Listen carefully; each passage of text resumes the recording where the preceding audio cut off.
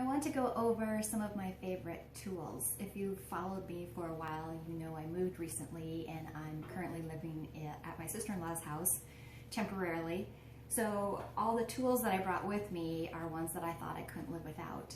Some of them are going to be very commonplace, like just a pair of fabric scissors. These are actually a fairly cheap brand, but I really like the way they cut.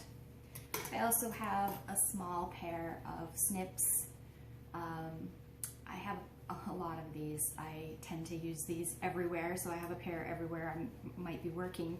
I also like the curved tip because when you're snipping on, you know, a delicate dress, those curved up tips will not dig into the fabric.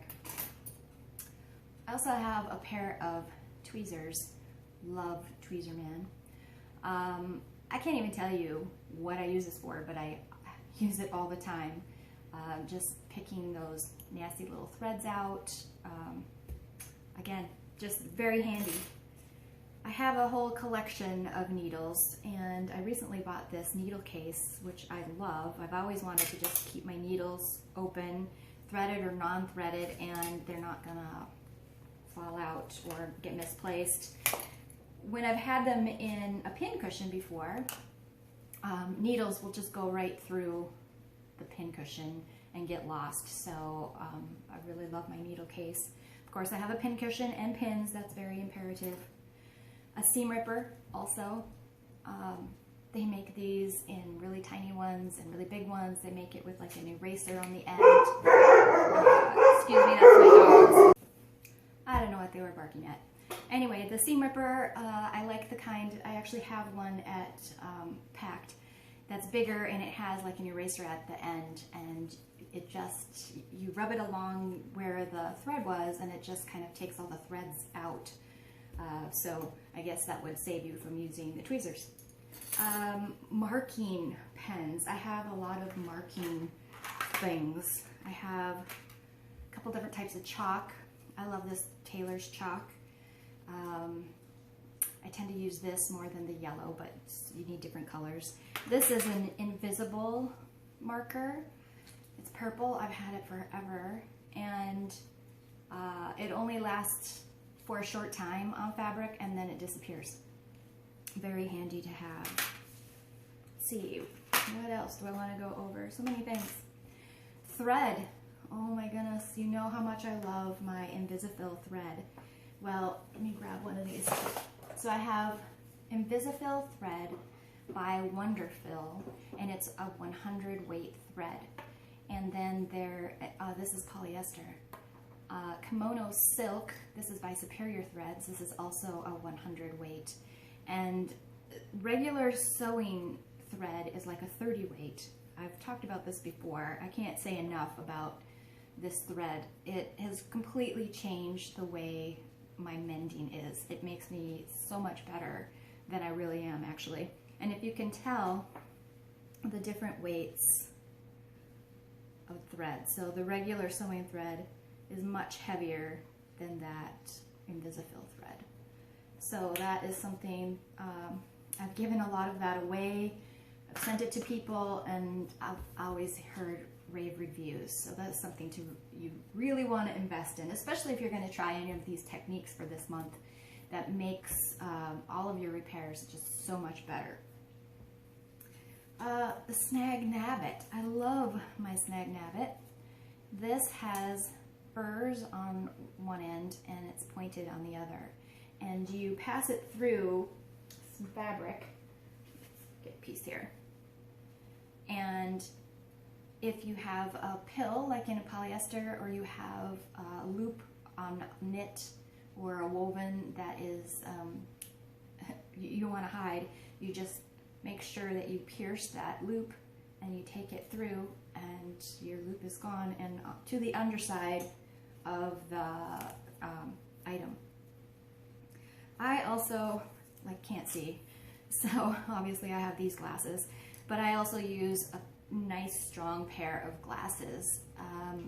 I would, if you have perfect eyesight, I would still get a magnifying glass, because some of these repairs just require being able to see really well. And in fact, that brings up a point of a really great light. I have an Ott light. That's something you can get at sewing stores, and they're expensive. They're a natural spectrum of light, so it's like you're under the sun and you can see the colors properly. But just a great LED light. I used to have 2 in my sewing room, and they just lit the place up. They're really, you really need some strong light. Strong glasses and strong light. So I have to have my measuring tape. I have a couple of these that I brought with me. Not so much for repairs, but for measuring dresses. And I also brought a gauge ruler. This is for hems and seam allowances. Again, not so much for repair, but it's something I thought I should bring. Sharpie markers in all colors and all tips. You just never know when you're going to need it, and if you don't have it, like I had to actually go buy some, you don't realize how badly you actually need it until you're without it. Shoe glue is another one of those things. I didn't bring this, and both me and my husband have needed it since we've been here, so I had to go out and buy it, and very essential for shoe repair. And E6000, that's my favorite glue. 527 also is a great glue. I don't use this really on clothing, but any jewelry repair or anything where you're gluing fabric and another material, like a rhinestone or something, that works really well. These little guys for beads, for jewelry repair, just, you know, this is a little wire snip. This is, makes things round again. And this is just a little plier. So these have come in very handy. Let's see, another very commonplace thing is your lint remover. I had to buy more of these because they're just essential to life, right?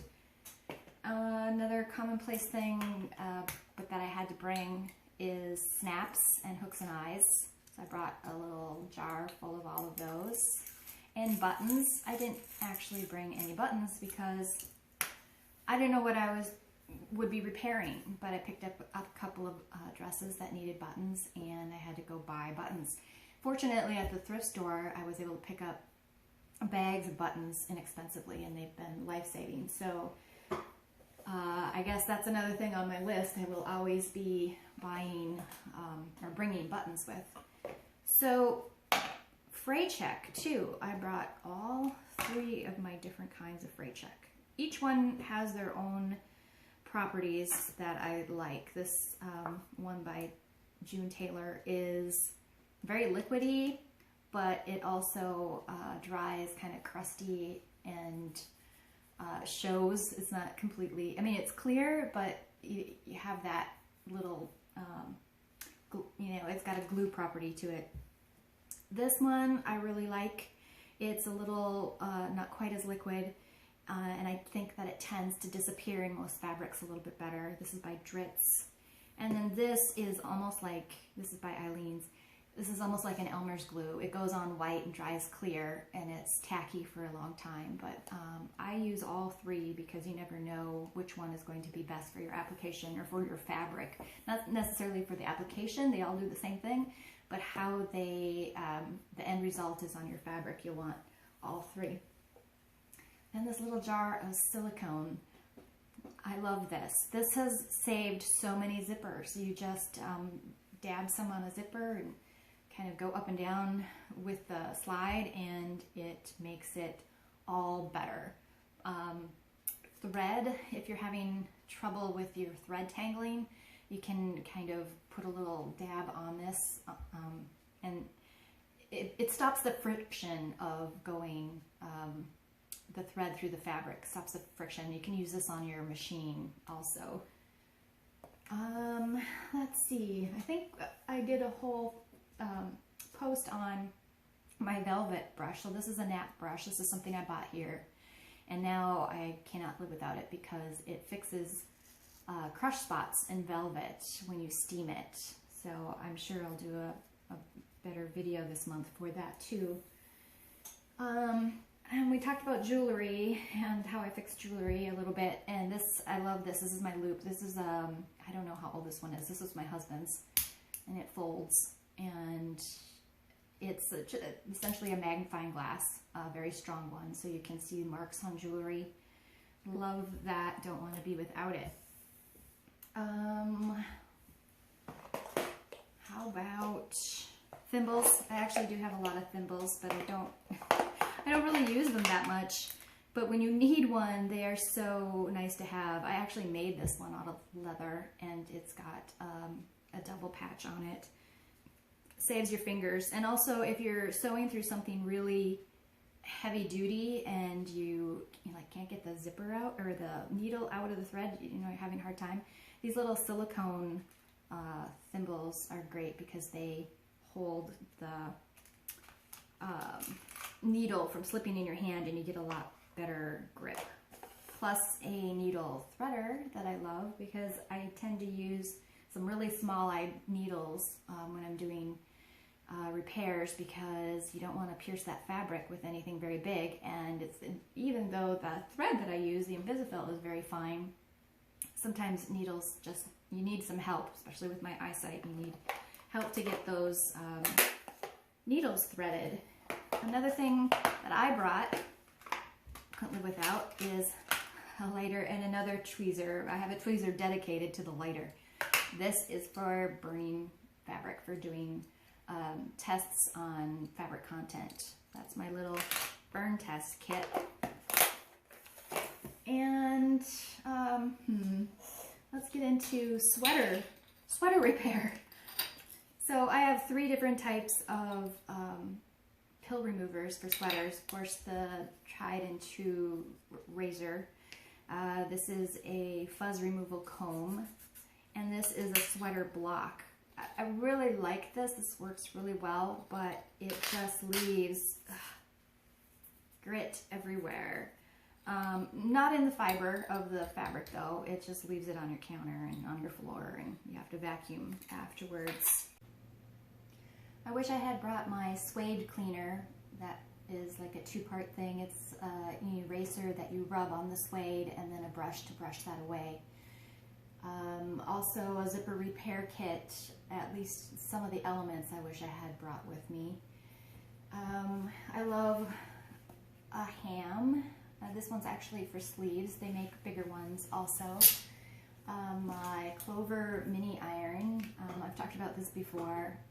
Really love this. It's can get in so many tight little places. It's a really wonderful thing to have as opposed to a big iron when you're trying to just do a small mend. This is non-stick pressing sheets, so you can iron over them even with adhesives, and nothing will stick to the fabric or your iron. Those are great to have. This is a silicone baking mat, and I use this to iron on, or to, it doesn't stick either, so if there's any glues or anything that gets on it, it's easy to clean up. I also have at home a big pressing mat, so it's basically an ironing board cover that sits on the counter. That is very helpful also. I have tulle. This comes in many different weights and colors. I use this to stabilize any weak fabric when you're doing mends, and tack it or fuse it onto the fabric. I guess that brings up fusibles. I don't really like to use fusibles for repair. I guess I had a bad experience once with using fusibles, and then they didn't adhere as much as I want, but that could have been my fault. I've never had a problem with these, actually. When I am very wanting something to be, absolutely know that nothing's going to happen to it, I will sew through these. I'll use these to put the mend on initially, and then I'll sew through them. Misty Fuse is super lightweight, so it doesn't change the hand or the feel or the weight of, let's say, chiffons or silks or very lightweight fabrics. Also, you can layer it if you do need a stronger adhesion, just put more layers on. And Bone Ash is a fusible powder. I use this a lot for moth nibbles because it's very easy to just use a tiny little bit. I know, we'll get into it, and you can choose which one you want, or both. I like to have both. I like to have options. I also brought a whole jar of tidbits of vintage lace and fabric. You never know when you're going to need it, and you can't just go and buy this stuff, so I brought that with. Also, I just purchased this reweaving needle. I am horrible at reweaving. It's my goal in life to get good. So I have it, but can't really talk about it. It's not something that I've mastered yet. We'll talk about a lot of these products more in depth as the week goes on.